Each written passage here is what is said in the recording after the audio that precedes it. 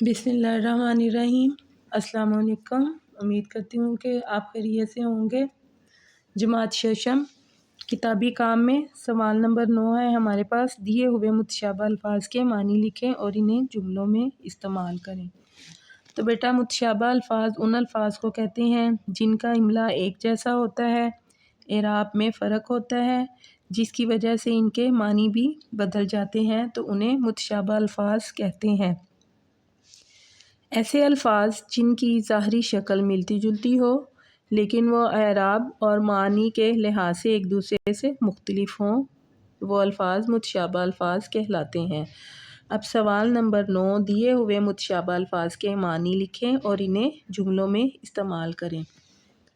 تو سب سے پہلے ہمارے پاس لفظ ہے بھلا اور بھلا۔ پہلا لفظ زبر کے ساتھ اور دوسرا پیش کے ساتھ۔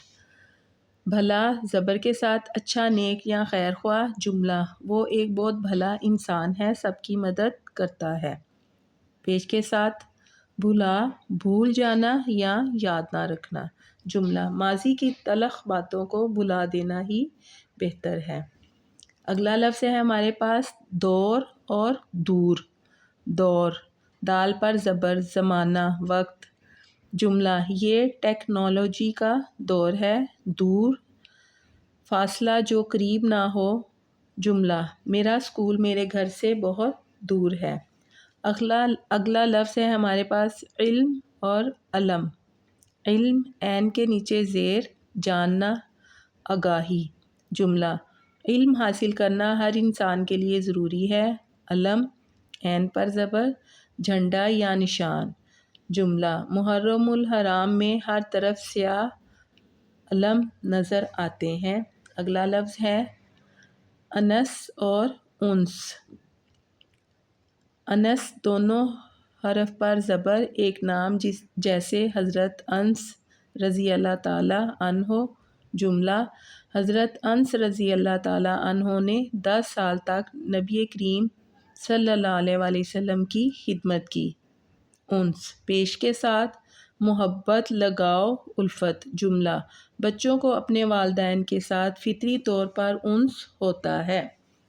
اگلا لفظ ہے ہمارے پاس پل اور پل۔ زبر کے ساتھ لمحہ یا وقت کا بہت چھوٹا حصہ، جس کو انگلش میں مومنٹ کہتے ہیں جملہ، انسان کو چاہیے کہ زندگی کا ہر پل خوشی سے گزارے۔ پیش کے ساتھ پل راستہ، دریا جسے انگلش میں برج کہتے ہیں جملہ، اس دریا پر بنا ہوا پل بہت پرانا اور خطرناک ہے۔ بیٹا یہ جملے آپ نے یاد بھی کرنے ہیں اور لکھنے بھی ہیں۔ اپنا خیال رکھیے گا۔ اللہ حافظ۔